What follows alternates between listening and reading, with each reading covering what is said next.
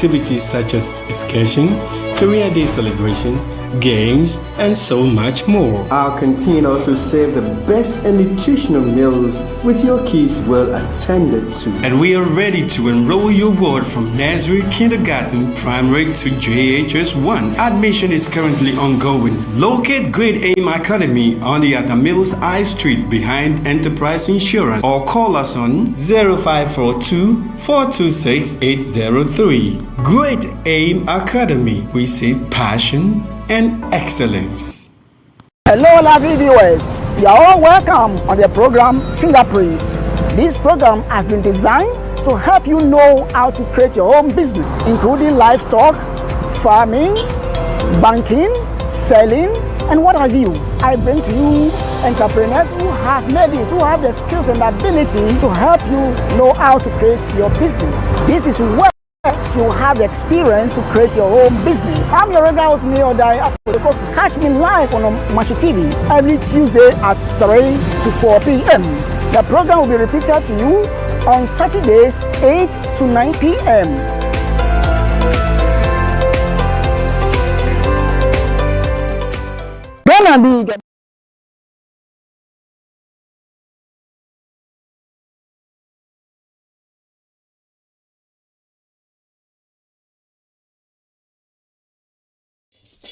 Yo, Ablada bi wo danye shin wafo wo shraw woba na waba wasane no shin ka work danima jarayeli ni ka work mileche imami eba hye kanye hyehipe oba na etere jo mo fen ke ba han wa bie o mene ko to na jo mo eko e bo modern ake oko ba ye bie ka hye wa gbe na bedele wo mami lo mo ni di Reverend Comfort alote wole cha o mami lo cho le mi ni mama koni le ne che eba hye bie no mene sanji oba gbasane ni wala ke ekele kusum gbe o iwo oba kwa kusum mi doni kusum yo no de cho kan wo na ke jo mi fe eke ba nye yo mama wake afi na pe wo pa anyu abayin na wo ye gbo ni wo ye gbo e na wo fe mo alonte ni kokra ka fo wote won bi wala won bi jo mo afi ya ne ba ho wo yi twa no ma ni duna afi wo fe wo no Yo, me na ke no na nyina mi na le be me na le jo mo sane kra o ke ba die. Yo, mama obabo mo we me twa ko be ko ni breche e fans e je me chon. Ko no no ka ba gbasa de fi o dani. O cha sane ba no. Yo, mi atu e bo le ke kwalo e fen afi. Mama kon ni followers ni your TikTok no, YouTube, Facebook. Mi amo fi amo afi ke LMC members fen. Ni you na we TikTok no live.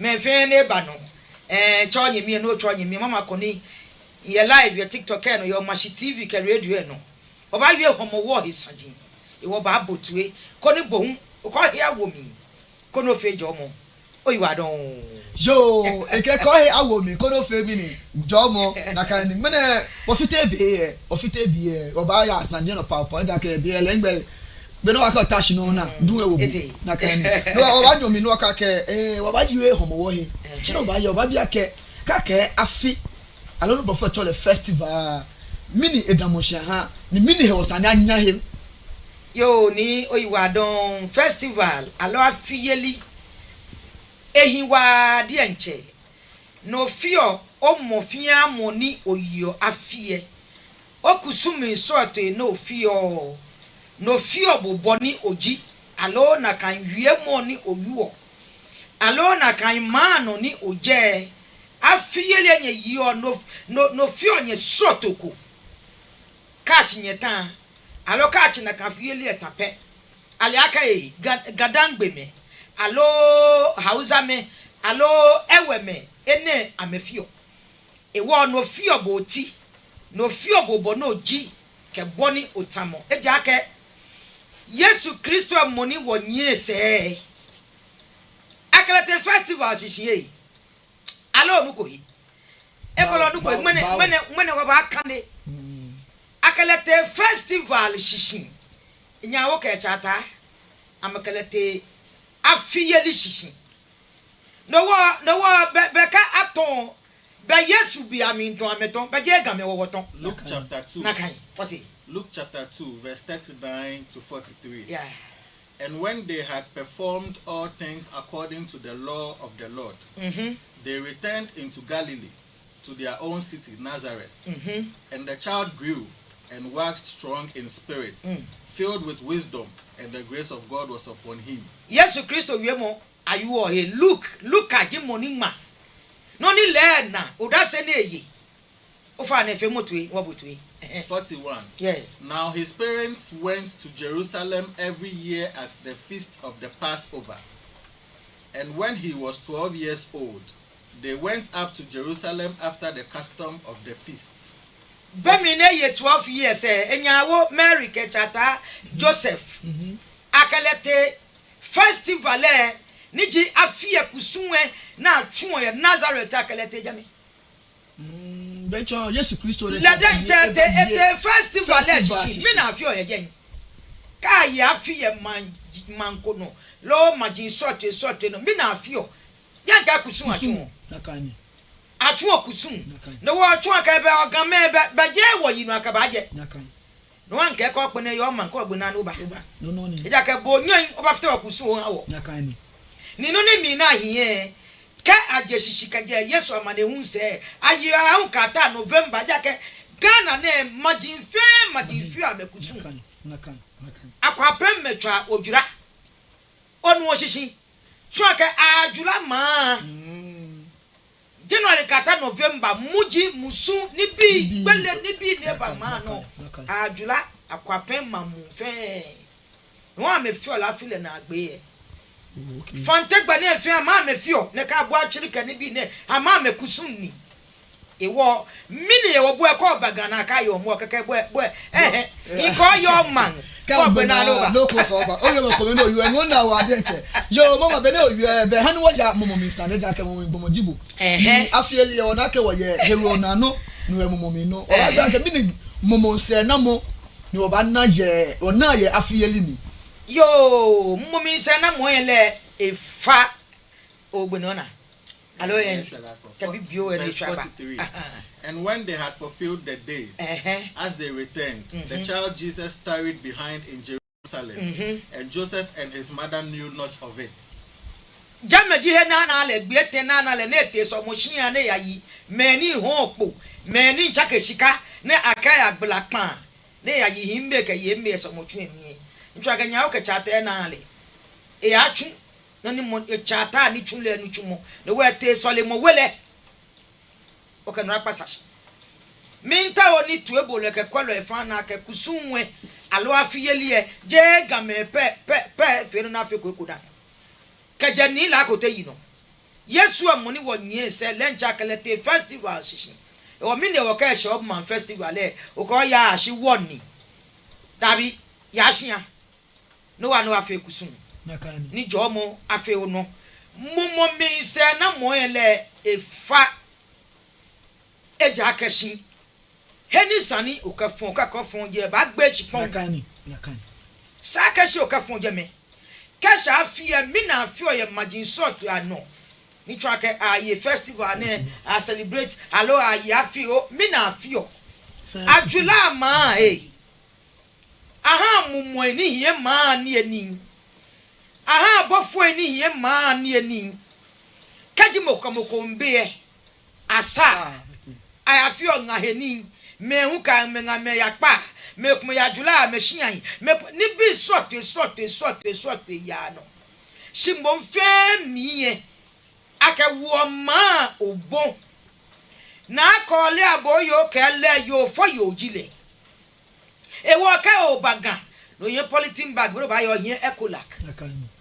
mini wole he wale kusumi na afa gan shipon no wo gan he wale ye ka lumo e fe he wale na menyo amekula ma no ha mo fe no ba ya e fe no ba ho o ba bakra onu shishi no ba na nyem me gan me osofo ina me wi me hie na me nwalele na me kan yo ija ke kusunwe onu pa ke kusun gbo Nakani. ko je kusun etama gonti ko je le yemi ehin da kusun gbo no wakasha afi na afi kusun ye gan shipon no ke da bi opene mi na mi eja akashi kusun na afio afe kusun aha ganchipon no wowoi jama wojin hewalei lumweni hiega ka akuchi efemi aye ukata na dejan weye gamashi ochi enyo gamashi baye menichira no la osu tashi gangbe na jiashibi aye kagbo butu kaya kagbe September end kagbo October mi krobo mehu ka me no femini ama ka ba cha no yake gandangbe wie mu ayu o aka jura ma aka form muji kajo mami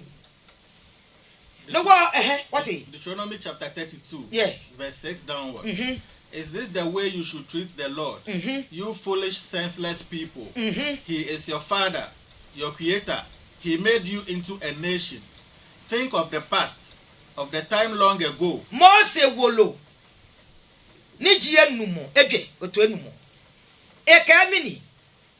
Neke sa aka mini. Wonyomo, lo wo bolo, lo wo fe lo. Neke sa ne fe wo lo. Mose wolo nji enumo. Icho nyonmo eteke enyo. Ekpa akeba. Onyonmo nekesa ne okala hishilu. Nekesa no fele. Mima nkwashia iri nyebe nile. Ebo taflache. Mose eke taflache mi unke taflache. Eke mima nkwashia iri nyeleni. Ni chua ke kofe no ni jabo le ni nkwashia gibo. Mose ke ya bi oche.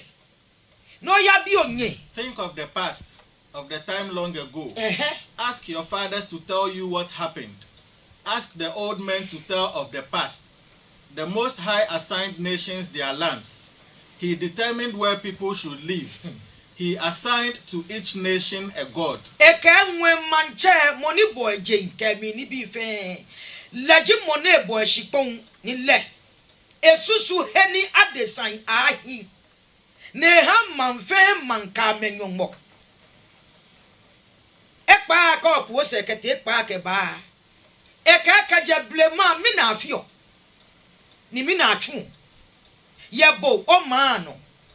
He na afobu agme okuchomi he no je be na ka chobu he ni bo boje no ba plana obo na kan gbe no lagbo pa je mi na afio je me malaka ya bi oche no abi onye no abi ona no abi oni ona na kan so akọ fa me ya bi amaka je blema mi na afio ka je blema ka she homo wa acho ha ji o acho ha ji ka je blema ka she homo wo ko ye ha ji o ba acha me kono bi ame na metawo Bako for hwe oba cha me no ha me sen mene ha jimpi da moshi ye ameka me do moshi e wa me ka me jo mo na me ka ba fa me hinka do moshi ida ka nyawo ka chata hiri baba in the name of Jesus e wa nyawo ka chata che ame e we ha me sen amebe koji no wana bo na etobo e na ko etobo tobolo se be mo wa ade che me ka ba ke wole to mama koni tashe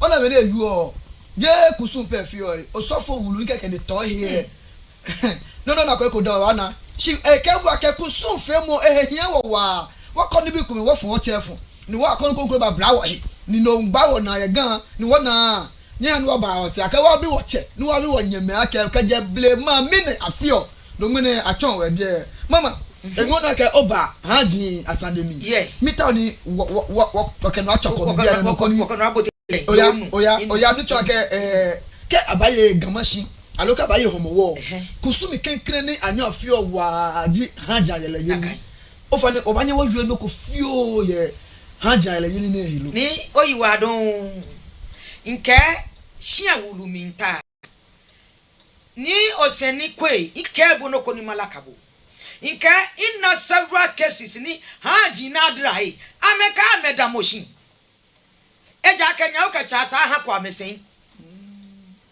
ewo amehia me jomo ka domoshin yakam kwa ameka ka bobatobu e obi oleje efen do han lesen do han lenu ewo abi kwa meje efen po na ba han menu ne wo amehia me jomo ka damoshin in cases bimbe do ba bote miye mo eya bi haji ni bi ba bin chata ka ya mi senta no lu papa ya bi haji kan mami o bi ha je ka mu no fe ka o ni wo ya so mo kankan yo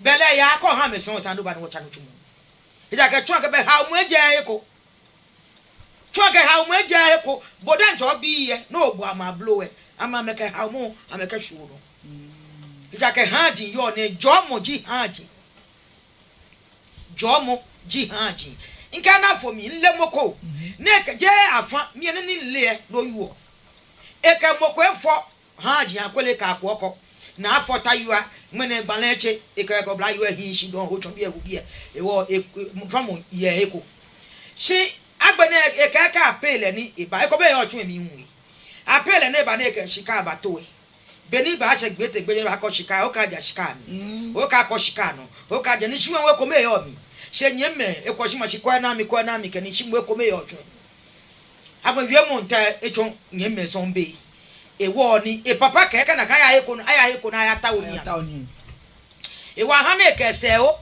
yo te na mete na te ni efe mu na ke ni aje kwa ke ni ye no ni ya no ye tun mi ha aji asani ni ewo e alo e bi ye ha aji e ke ba ne ba boy e pa len onupa ni chi onupa ni e ka o mi na yu o gbomo ba bla yu o kele be bi ye nbo mu ame ya sante gbeton ni mini hanje san de koy o shikani laji omi ni mo ko chopa pa he ko lanche fi hawo ke bi nu e ke bi you ante ken clean first place e no na te akto wa konklo acho na aka lo mi e fo ni ta yu a yi sine ke o ka mini o shika po o do onyu mo sha keke mba nko fe ashin ko kan chuka ba kwa ba ko fe o ba he bo china no ko la ko ba wo china le wo shika o ba shi won abo shika mi nchu na ba klo shika eja ka mi chofa che adope agini e wo mi ko yo nkanyi yo jo ko ba wo nyawo afo o ba fofo wo nyawo oye ba shabo fe wo nyawo wo ba e china ko ba nye chino ha wo ba shika ba kpala age mu e wo no hani chata le nche na ka be na te kenkele be je amaleni onu shishi no wo ekon ka ebu e shi bi anwo etensu eyo we no ewo mumo miye abafuwa den na ka wo nyawo ni chumo mi ka hiyo ni ebi ha ewo ka la ka efe nyawo gbile na ka so mo a lenche ya chumo ne kotoshi na efo na ipafai beke hun ka da e ke kokokokokoko wa mi yin shi no ka ho mo agbewo no wo shika na ko ipala aje mo e ko mbobo e ne wo haji yo ne jomoji ha very special gbemi ni wo bo ti ohomo wo mi ni ha jenele yele ji no kan kle na afio ni wo ka obo wotwe alo kwawo ni odapo bo moden no ya no wa chwo kusum no obo mitwe nya wo ka chata me am a Christian, I speak in tongues or speak in tongues otolena be komba no nyu otele bo moden no ya shia na ya fe gbe kan bi ahni ahame sen ko na meta no ko ni je ajo no hina ma be answer no so ke ko ba chomi ko no na o bia ke bia no wa ke oye hanji no yi amyele ni bi ni ekomeni happy on chon we ko bi agbere ke ofia me kusumi efe me hu e me ne ji some advantages ni wo na ye ne ke ni bi ni ke ofia kusu me gbagbeli ha bo mo no ofia kusu we kanya o ke chata afa fie ko me na afia kusu we gbagbele mo e ba de ka bi efe ni olo amoshi oshi amo ha nya o hu we nya o ni fa ba lo shi ka nya o ne ka he ni ya onu shishi ne wo haji ele ko fo haji no chohe no fi amekusun joba jomo jono agbene haji ame ba keke eko me ba ya nyawo hewo eko me ba ya chata hewo eko me ba ya na lo ni epo hewo eko me nyina ka be na bablabo iwo na no ha cho ame no na he na ameje no na heni ameje keke ko na he na meje keno ni sa no fe pe ogbe afemini ogbe ba gbele ile moko e bata mi papa je moko ke mi nke afo nu ko make you ko me sorry he yenyo two boys e wa afo third one afo ha jin yenyo me ye fourth modoko oliaka kami ahunwe ni gbeka bi ne ji oblayo awuwe e ka yo konkro bon nye mo yakutu ani ni bofan woni ji e ba yue iwo amaye wo kushi anomi kete ewie mo na ewu anye me mafi onu ese ne ba chobe ahun nu ejiopo e ya wo yo enwo ehio nga ka bi enyo ka bibi ha die kani do wo agbo ni efi obe kani bi o ka ba manken ko bomito jogba papa botwe papa no bo to bomito bo nka yo efi onya ka nyemfe wo ba na kofe ko de joy ni ka wo yo enwo manken maji eju eke maji teke fa ka ba na ewu bench kemeshi na na ni eji e shirt ni kan no ka bo ti shitu ma fula ka be la chechale tu ne ba kan pa ko iba ni body wo ye make up la yo bi wa gbe se ko ni decide aka ewie don agbene ahunto na ni lo be kan bi akebe eye mami ngo kan nu ensumule ko ni nu aba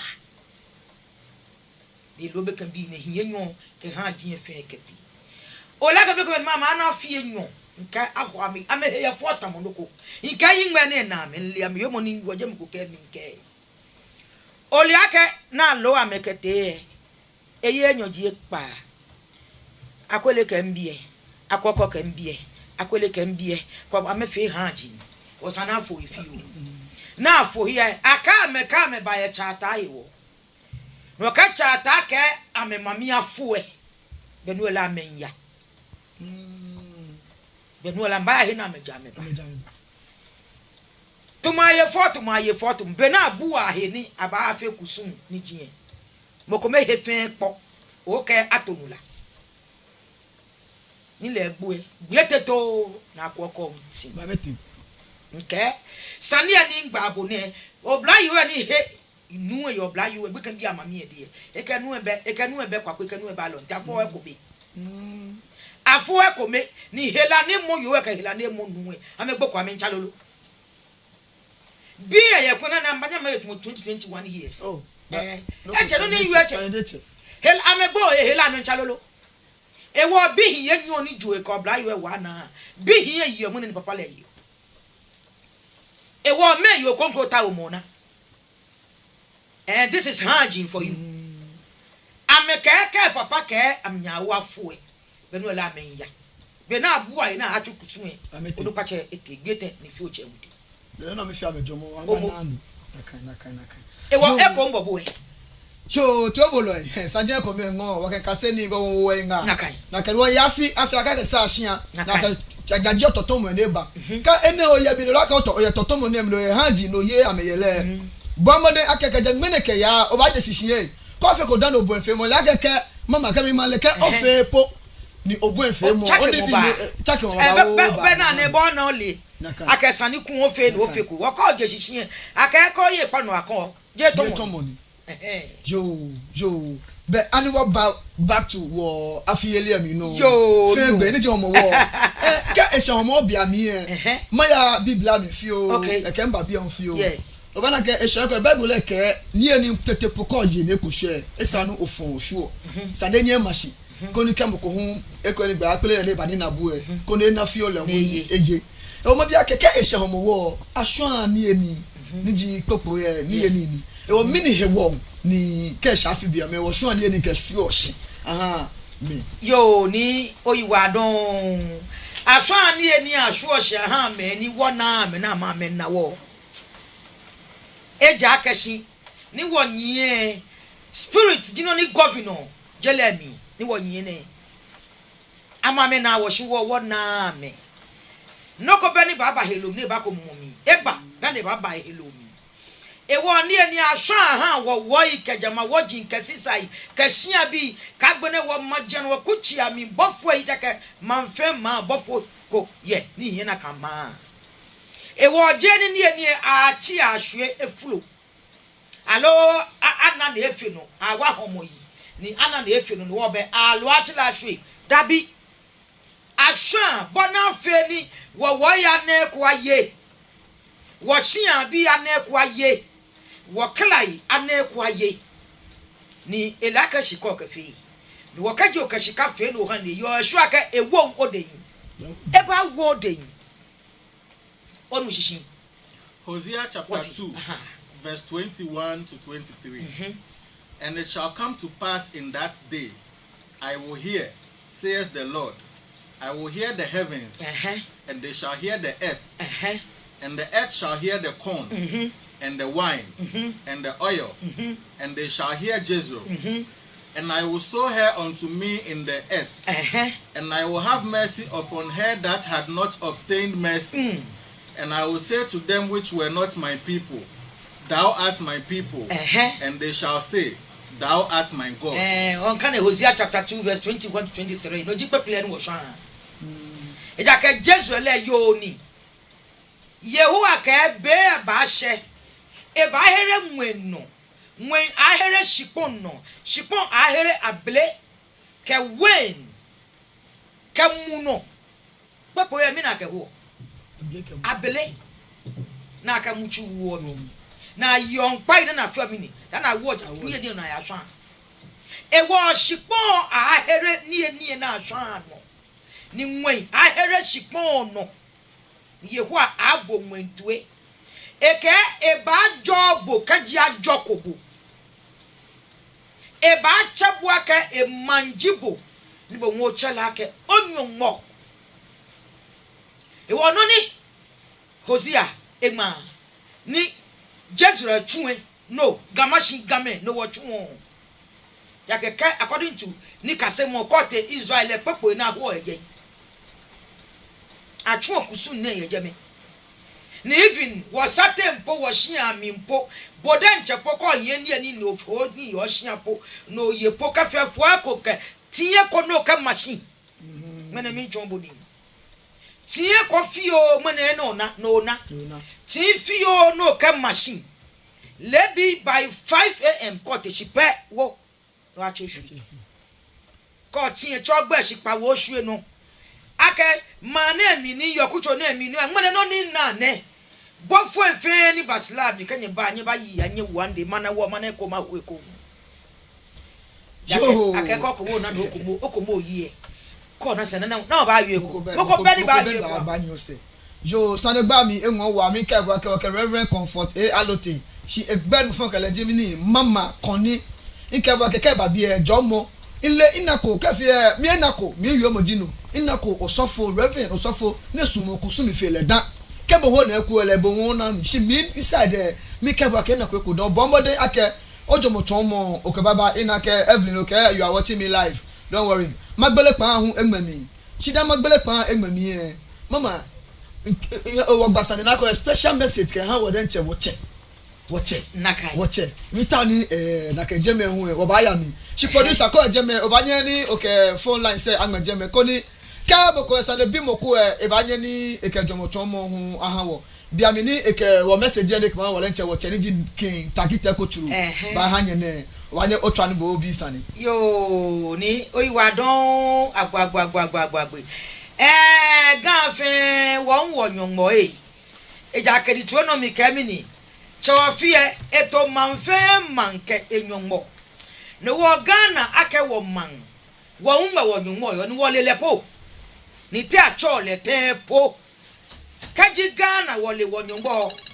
shikwaje wotole ne hey Ghana kunje wotole ne hello yo Hello. ofane oya o mashi TV no gbe ka to akejo hello ofane o mashi TV no gbe ka to akejo good evening ofane wa no ya na ko ye mo good evening ya no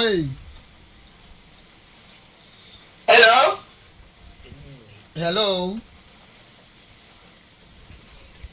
yo ofane o ba nye o san ni o cho ko odumo shijogba aha wo Simon yo try ko di mo shoju ba han wo mama fa ni why o san de gba no yo niga ni jikin takite ko churu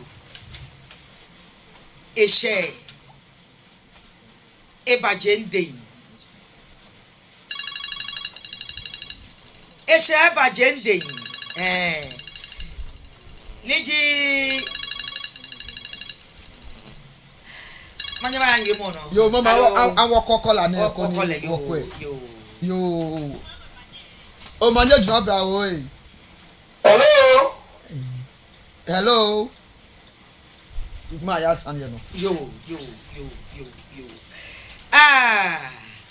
Back Taki Teko Chu the second. Niji wogan fe woche. Icha mimba manye. Na koli aboyo. Kega fe she eba kelabina. Ofa ne ya oye mo no e. Ofa ne ya no ya. Kega fe she eba. Gafe she eba jende. Hello.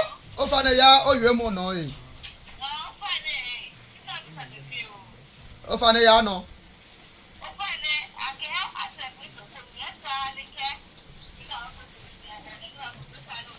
People are so called here, look at them. I want you. And we did you. People are set time with people who are you. People will die in about the place. The rest of them, you are calling the left problem. There's a lot of jacket. And I mean, I'm going to come to my room. I can hear it. There. I can't hear. If the better like a few like I want to call you, like I don't look at you with the bar. One will feel like I want to know. Yo, Yo, aba je fe na.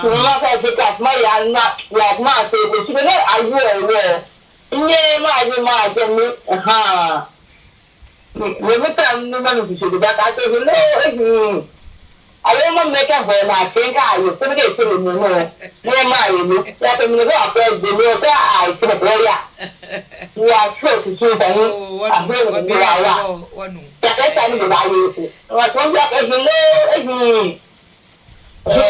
Yo, mama ba jebo na. Yo, ula. Ofa ne Monica obona kan ela kabonu. Ela kabo e male. Jen keke fi o chi obankun alo yokomi.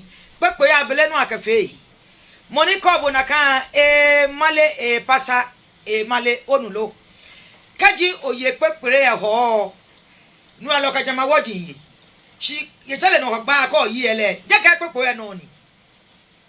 Jenka niye noni kusumbo onulo ame male ewo ni oya no ba ye ku to bla bottom ten ni menu ya ye ku ta ma me bla bottom ten mejo mansa me ba hia amba ya fi na me ya obi aka mi na me na alo mi na menu mini wone lo sofoko ilo sofoko ni bemi ne bache esomo ye junction ni somo tun ma amayifi eten ka enu mo yi bemi ka asoni na ka kuchu mi manche ka se jeme na efun apepele e ya ka for junction ni wo ti junction e wa afi akusu mo jeme na ason ni eni lancha na aka o ka ni na ason ayeshi na aka e ka ni bi apa yin be ban le saloon ko che no Raya Kebele Saloon 2 years ne be apprentice ko me. Shini e ka asan ba asan e wo ni 40 years wo ye fian yi. Mokole ni osofo etwon. Ne ya kpaje nshi ne ekwe. Kache homo wo le nche yojela. Dajin able muchuru mini e ka wo twon de se ne ka shika fata yi. Aka ka ya manche we na ka ni aka ka ye swani ye ka she bi e ka fi asole ye. Ike so mo ngmene na twojin atolai. Je kweko gashipon no ga bia na wiemo nwo ka na si da akuma odo kokokro na wiemo nwo mene so mo kasa to lai himo sofu ete mine yana ala ka na la ka weche Colossians chapter 1 verse 12 downwards. Giving thanks unto the Father which had made us meet to be partakers of the inheritance of the saints in light. Giving thanks unto the Father which had made us meet to be partakers of the inheritance of the saints in light, who had delivered us from the power of darkness and had translated us into the kingdom of his dear Son, in whom we have redemption through his blood, even the forgiveness of sins. Through a la wana heyeli na ka wo esake wo. Yesu Kristo. Yo, what? who is the image of the invisible God, the firstborn of every creature. Namo aka leji Yehowa. Ebi klomo kenkle ejele yefia ifa ne Yesu Kristo. Je Muhammad. Je akonodi. Yesu Kristo. Only begotten son. Je lakpan. Yo, what? 16. For by him were all things created that are in heaven and that are in earth, visible and invisible, whether they be thrones or dominion or principalities. Remember classmate here. Teacher boeche. Keblo for throne na techichi. Keblo for mini no ni throne no one ba. Dominions no yeli techichi. Principalities or powers. Someone principality and powers. Chode can call ye lo he. What about no shushi pafa? What about no chumo fefite bon 1 bon 2 bon traka bo hinchi. Eja ka no ni sa no chun. No ni sa no fe o fe. There are higher powers, higher beings. I for a child ya shia no dabi. Akpa fa. Achu okusun. Na ba me hia. Ekole bo. Oya afo no fo ne. Ngano na, wu no na, gbafa ahunto so bone. Ekolo te hia na yempa ye senchu na bokun na kan gba yabo. Kun na kan gba femini, egbele abo. Eja kashi ochinya he no je maleke shi senjio. Whether they be thrones or dominion or principalities or powers, all things were created by him and for him. And he is before all things, and by him all things consist. Yesu Kristo. Ewo chuake aboni mfe yelemi. For him and by him.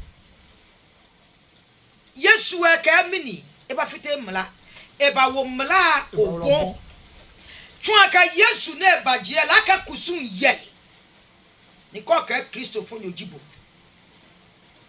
ka ta ho gba so mo twe mi je mota ni o ka no ko beje o he adebo no oye olenyumo chaka yehu ya adebo mi eye fa mi eye nsho mi eye ko mi eye gonjie mi eye ko yo ni wo mu mi. Colossians ka mini Paul ka mini sei kalumo yeli ka ni bia fe Yesu Kristo le mi aboye le afia ha yo ko so fo ka egbo akeko ye pepo ye o ka woje ye ni wo le bi no le mini die woje ano ni ka ye fridge mi ye o chi ye no wo mini ni jenka ye mpa acho no na acho kwa habo won laka wo hi Hosea 4:6 Hosea ka nile ni mi bi be no ami bi ahie patan e ko lo hia san ye je ayo homo wo ya hia na ye mpai ahabo na ko le aboyo ke kante pan no ike gafomo bi fe gafomo bi ake homo wana mo ko kamuji mata akabote niye mofia mo afe kronkron ne fe fale wo game won wa afi ne wo kaboti afile mi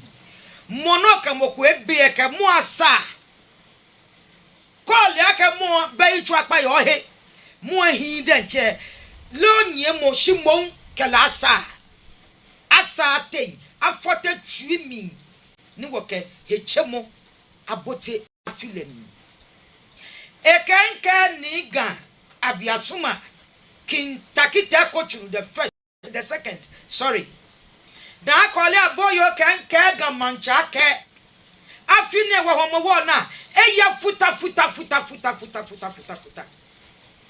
homo wa fe eya futa eja ka mini kusun so to e na atwitwi ka chon hie fe ko fe yo manye wo homo wo eye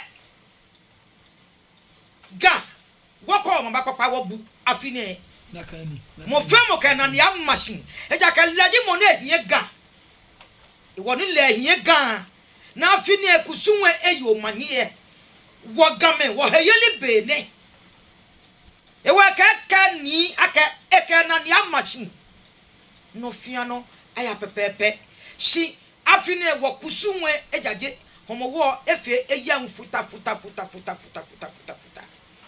Central region bofo ko kehye bahami eka ebi ye gashipon no e wa fi ne homo wo e baba na akole ngone klaba ya file ojoba ansani ebi ye gashipon no e wa kante pa no ike mofia mo ni je ganyo po jile na afe kusun ye man ake ne ke bia na mi kata abagbe kusun mi efe no fra mo yo hia na afe kusun na ye mpai ahabo ni okamake ni nu esahe ake ogbefen ne fe kondo ye ogbefen ajaje ofa ne share na agbe ne so engona wa ke share yomo ni wonye ke ba ha wona ncho ke mo fe mo no ya gashipon no keje galajibo po bomode ake kusumi fe kusuna ba fe ya gashipon no ko ye ba go ni ka ji o he yami eja ake yo se mo fe mo shi asen ye jen ya na fe kusuma bo no fe no jo ha omo iyo ya keke okahemo ka yeli fe ni ne e ba jaje ahabo no wo mene afilele ake wonyele ejen futa eheche totomo kokra behe wo ba ndake ga homo wo oba yele jogba yo e ma be won ba homo wo no won ba homo no scripture ko be bia Psalm 95. Oh, come, let us sing unto the Lord. Let us make a joyful noise to the rock of our salvation. Let us come before his presence with thanksgiving and make a joyful noise unto him with psalms.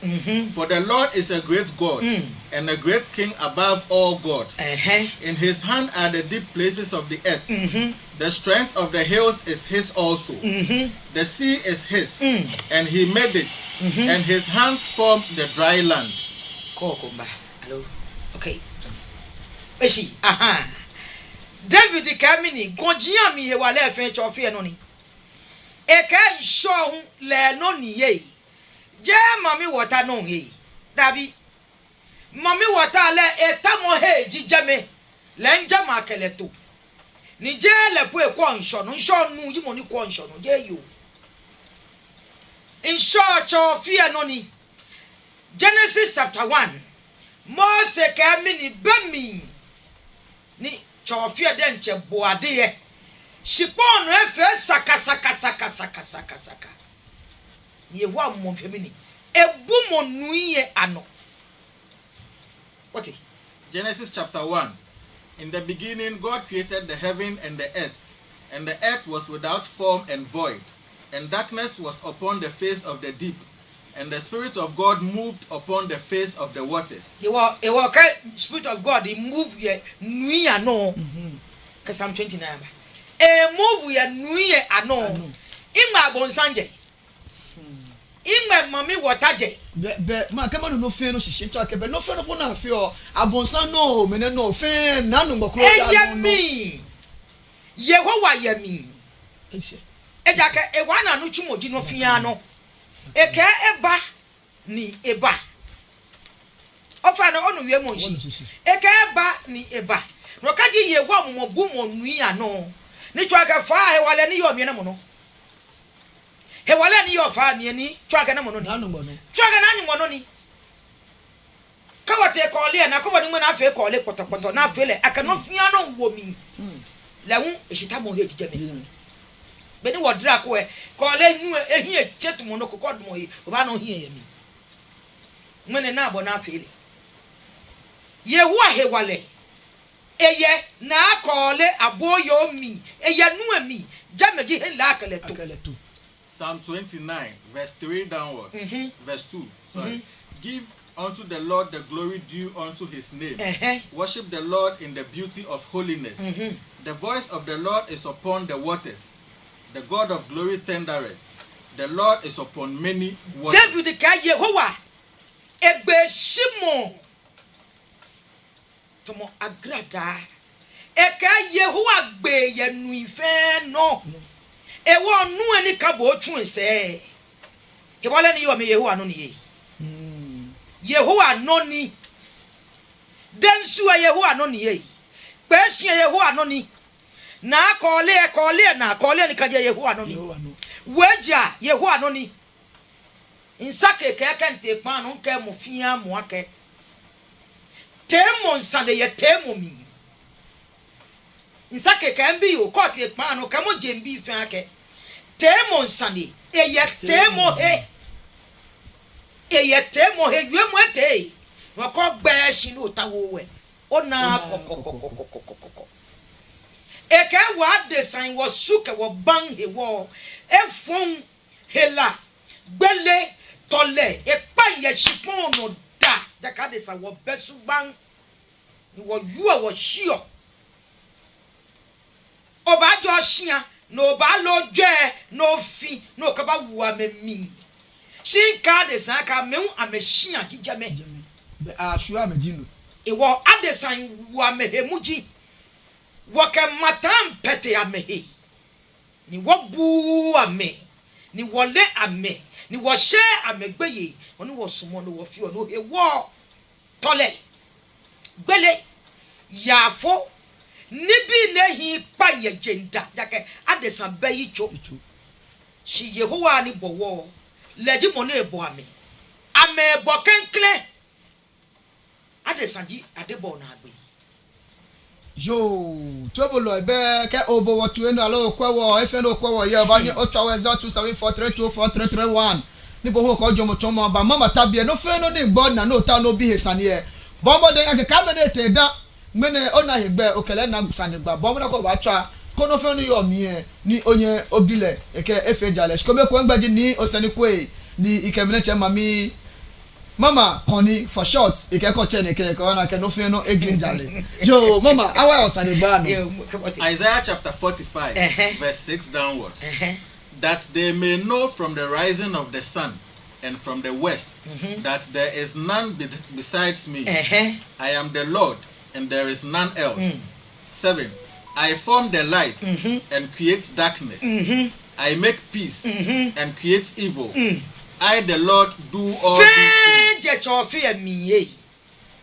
Eke bona fe na design ana kekejebo kaka gbe anai ko ikagbe woyi mboko bani tamule Holy Quran ekemini Allah has no co-equal ebesaso moko nyeke la rub shoulders no moko bani tamule eke leji mone bodun lanu ebohan no aka sofu eke ko ye popo ye okejema woji ye ni ye wa ke le bodun jame ke wo odun ni mu momi nu chumo odun ni ngene ni nywoja mu bane no nye ofe ne me ngene aza ke yehowa le nu ebodun le nu ebohan le nu ebono ya le nu ebotole le nu ebotonjole le nu ebobasabasa no chaka no fe no ni oje ne fe no ye fe le no ni ewo onoji obayo ngleno no lo nyemo ke osolemo atwa de ahwe ame no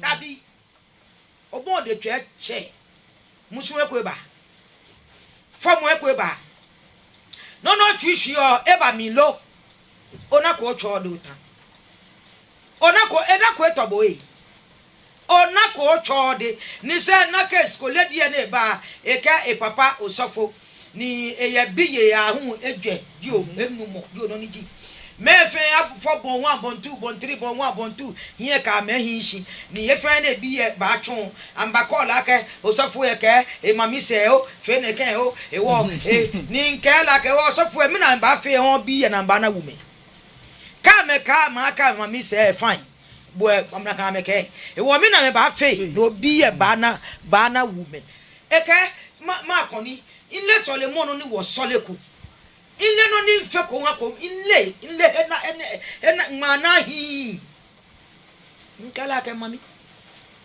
shini bota obi amedra ya na cha mo bani amedra me fe 18 shimbo no ni yobo ke mo ji akashi lela ko papa osofo kanye shi afon osofo yi shimbo heni sana ke fon ko ke fon je ba gbe shi wo ne ba gbe shi e ko lo bi ye hiye na me ke fo ofen mumo mi hiye le nja ma me shi abi hiya me ni obi e ke na me ya fe amaka amenyema sa bi fio e wo ne efe ne ke mene ngla e wo te afete ni mi hye aba ni da e ka me to shi manke 12 ka ta 2 na me solida manke oni mbla nye soli awon mini sure hiye lolo mini sure here lolo moko humba leke esole a manke 11 p.m. to 2 a.m. eke for 2 years ne amesole a hu bilen we ko ba hu enuchu won we fiti e na osa pharmacy gi ewule ele chufan e kokko ni nga ula member osa chufai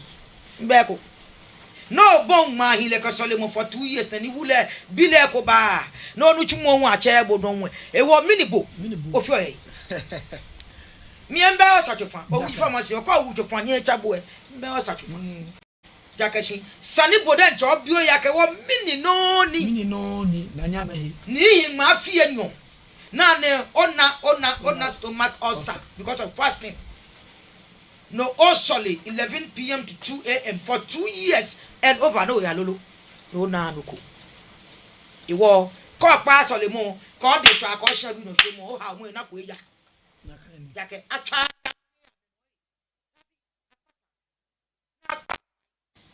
kaka me ya habu shi solemo e wo bo ni mo ko kaka ye pepele ne bo wo ya boyo ida ko man bi fe npe o man fe wo jin so hun no wo ya o man ni wo je mo je wo ni fo o chese ko nye se fon je wo mi mo ko ya ne ko le na ate gbala ne ana bi afo na na aka nini ate ko na ababi kome na afo ka ba sho ka ba she ngene ka ba ta ngene ana se shi baba o nye ne ba ni nwe wona na aka nini ya da shi ewo wo ku mu efenye yenyomo nye yenyomo ewo a binyomo till thy kingdom come okaji bona heni sani e kan oba ji o icho enhie oni sani ochu na ochu oba yo ewo homo wo yeli e je won no ko ni kashi trodo ni sananya je musuni yo tabi yo mama wa bi ente febe yo iye sane ko ni bi tan kan gbeja mi ko ni onyo ogbula bi echo mami ko kwa beti ne titire e wo amna lo nu pa e alo me ni your high rank ye bi e ke aha me prophecy e ameye no amena ga o sofo e me na fene ke e wo e ko menyu e ba e ke ni happy ye Ghana bi e e ko no ji to friend crash na ni aka me 8 ay agbo ne eni no nyo kola ke normal 10 e wo mi yo yo mo ye shi dan do ba ya ani wo call ta be ko le ni yo no hello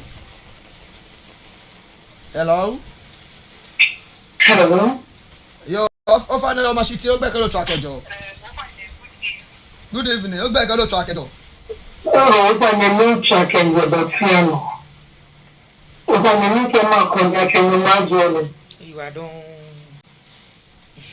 ma ko ni ma jo bo ke o cha mo ke wo ha mo you are don agbagbo because we are factual se pe mo Bible le extreme when soluboni can not solid. When being the little more being she may also know if I'm a German conqueror, it can your Bible. If I mean the personal problem, because she not my man. Joe, okay, and now I'm Jilami Ahabu, only no fan about Pepe Ahabu. Joe, mama, question men Ghana onupa etitri kani ejioto na ko ame chi o aye no eke ni ababi eko ne wonu aka osofo epi we dani e abano ne mi no yo mu ene ke prophecy kani bi na hi ni oseni mama o han mi nse ni nketa hye fen gbo ko ejake sani e ya hunto ni kojo mo shehi mie nke Yesu Kristo afia ka ba ha Ghana bi pe mie na kan ke o shike be ha Ghana bi pe no ni Ghana bi wo chele oni ekwe wo chele Yesu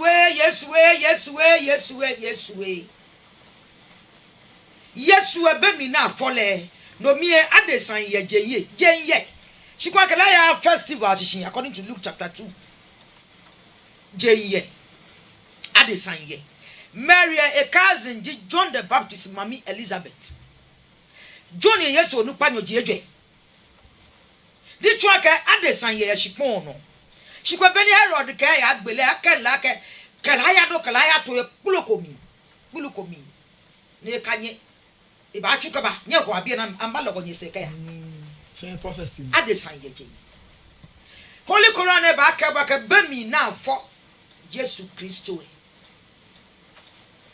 ehenu akadwa kwatafo ya he bemi ni fo mo mie wa baloke Maria make eya lo ngbe ni waka ho wonu ne ngbe papa na ahoko ekome pawo ne ka weda eya Quran ni ne wo Yesu ebanina adesan ye shipon no sane no wo no sane ya hunto eja kashi mumomi ni ye ke baba ebare ne ba elomi ni je me ni happiness je amata wo yi wo chata le chata wo yemu ekome jepo osafo ye ne efe meba agbona na me yo ikani ne yemu ekome jepo pepepe 2 months before election ne ita she na mo le mi mbe classmate nle ngbe epu nwa bokole mi mbe so mo twa mbe TV station bokole mi ona nwa na nwoko nails bokole mi inwo shoes 6 inches o bokole mi kwa mini make intula me ekome nyoma 10 ah be wo twa mi no me no he woni bi bono ma no make go ni intula me ekome 10 oh matwabo oh I'll call you back. Oh, my friend. Oh, many bad Jamie. Auntra Eastern Regional Executive Circle. A war last person in cha. In the Hammy assurance say. Hammy Mr. Beautiful number. Ni chwake le. Ibanye number ko Hammy kaka back we ekopona go mi to epo. Okay. Mi enka ka la ba mi. Dabi onupadi dabi. Shimwo na mo mana bona ba anye share keke e go NDC station say ni ntula afen e kan ka shi say mi ta moko e oh wo ba twabo oh ye be frɛ oh wo ba twabo e wo Mr. Beautiful le Hammy assurance e to mi gbieten nu ehi ni mi dan chantwale e ka won fa ne manu ehi ka de manu ehi se patang mane ko mo ne mi nu ehi e ko le mane e ko ke hale message po e kane ke batagmene ne wo moko ha me moko number ni mo le bank mi fi o mo bi mi aka no bi o shi machine nkwe ni no ni nan le twa ke be mo e ya link to wo papa Mahama ebi nuwe e wo ni twa ke be ko wie mo le e day ka e dey po wie mo ete oh matwabo no wo be mi na win no sofo ya bakile Bible le no le internet em famo na aka abasa le sha bakile Bible bile baka ni twapade ni nkela ke o isa ne ko o wie mo Hammy assurance shin na aka no ko e ko mi ina no ko e na te no shi mi nke gwa ke no ni ba is beyond Bible na kan papa le nkele plane no ka o link mi o link mi hu aka nwa youth executive nchumo kwate ngo e ka mo kala ka bi ni kala yo ni ene je yue mo ni na ka mo manjano mo ko ka minta na eta mo ko ha mi bemba erudo sechi nkala ka fa ni yo jimi yue mo chi aka me je no fe no ka yue mo chi no minta o mo ko e fa ni awo me fra be na e fra mi ewo bemi no sofo nupa opambo numwe minteshida ye kumasi neke yemo bagmeshi akashi neke vai se fe poison hope neke o do pambo ewo mko forward link e Hammy ewo ni kwa no makoni yemo no ijepo oje ni kwa no ni forward link e Hammy beautiful number ake papa yemo ine me ne he wonta wo ni mukwa babosa ne atue ne yake papa le no pambo efe gold na enye yue ne mi eno ekoshi no densu ba bi mi yake jenke Ghana share yo de lo jenke otele Ghana share lo ya densu ake tele Ghana share le money ka to le money nke share ya ha wo ka na mbuku nke share ba kale yo mama ko e kuku fo kakaji ni nke link ha pade ne kele mo ne kwa de kama ke aw enna she was sorry aka mene wo machine boko atwa bi koni wie mo ni ehwa ye ndie de ya hye ni nkela ka yu obele le link me to beautiful chimbo le ebelink eku ewo no ne ba Pako sofwe ejeje epo na wie meneke na mi mama koni mi untwa menyoma na wo ni eji mumo mi ni papa lele nchata wo oche wo chata le nchata wo ni wonye koyo ye hewale koyo mi ye hewale ye koyo mi hewale ye nwen bofo emumo ye shipon onu pa ke ayaba da na ayaba dana ya oba ya mumomi no ba ka no ya mi ni oje na no ya helo mi gold yo na mumoji gold gold mumo hie gold mumoni no wa amenyi o abaka na gold ye bi abacha ka agbejo nsha na leda shi na ba twe ka atwbre wa ba ikaje iwo mi na atwu ni mi na fe dani afane ke na jine alona bano ne po mina atwu yeke gold abasa lele amenfite nuye wo fe wo chichi ba ta kedeke to fine iwo sani kun abom mo membi hu to afio insana fe National Thanksgiving Day ona mo me so foko yeje mien ne kwe kolo ne ko ona woncha kotaje ona to facha kotaje ona agba afonyo ko yeje ona amoko yeje me ni woko to son na yeje ni amelake power ni ba mumomi ni chulo ke power ba kaka bible e ko ho ejakashi ake ayem mumini na ayem mumini ewo ka obi mi sane ye wa shimon naka wa mole won sole ne kwa kabadon eko akabana wo fe o ke ne wa fe ni le kani kasemo ke he no kwamo Ghana onu pai atwene no na me ka he mumini ameye na me ka bu Ghana mumini chulo yi ya ke ni yemba ya ka o shima shaka ne kemba shika o twa mopo onu agbomo otewu abobotu yi pako babo lekun no me sane fite obo yo wo BFB o ba ngbe no ke o se wi omo ni jina gbe wi omo no ko oyibo ehun amojira me ama bi won fo ni ta o de twa mo kwa wi panse koni le hun eja e wona gbe wi omo yo na gbe wi omo ji mo fi am aya homo wo yi mo fi am aya hia mo fi am aya afi ya na ye npai ahabo he modan ka ya ngo wa gbin ho gba ka ye ni ye yesu ha aye popo e ho Hogba ya shia na ye npai ahabo ya no abijo mo fi am ya shia onulo agbene homo wo J1 ni ko ye bi ha jie ya no acha mi ubana amese na mo why na me 0547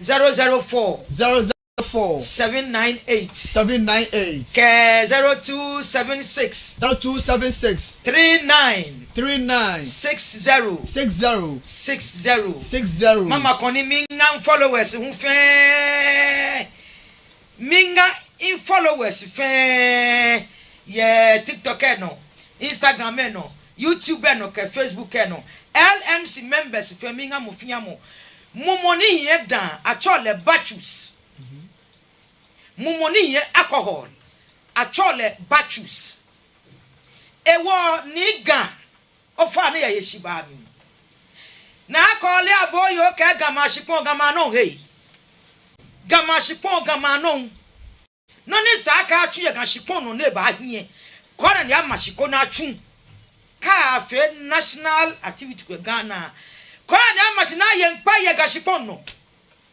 bona fe ni gabo fe ke galume ke gawa wife family ame piawo ni Ghana fe ashahi kwamo Stone Boy e afa program stadium ete osu na ye npai ahale ete ejuso ete manye ya santo anwo na ye minena kusumi ahu Ghana mamu fe ka afa niye afote da asueshi yesu oje Ghana pe iweba twa no ma edwan fe wo fe wo no here to bole ko ko lo fe wa danye shia ka onye tachi nya ka fe be wanga mo fe mo ni won ba mo fe mo do ma han de fe afi o afi okay afi na pe opa yan ba ni na wo fe mo wo ye gbo na lo te din ko ka fo te wo se bene wo ta shi ni wo te no fe neke siko be ko ngbaji ni o se ni kwe ikemine che mami mama koni ni ba ye be e wo da mo fe mo shin ni wo ta shi e bi enu e kusun bi ami ne le o ba ke mi ni twa ni o ma je juno abragadan gbe bi fe wo fe Omishi TV, ajatwenme keminshi.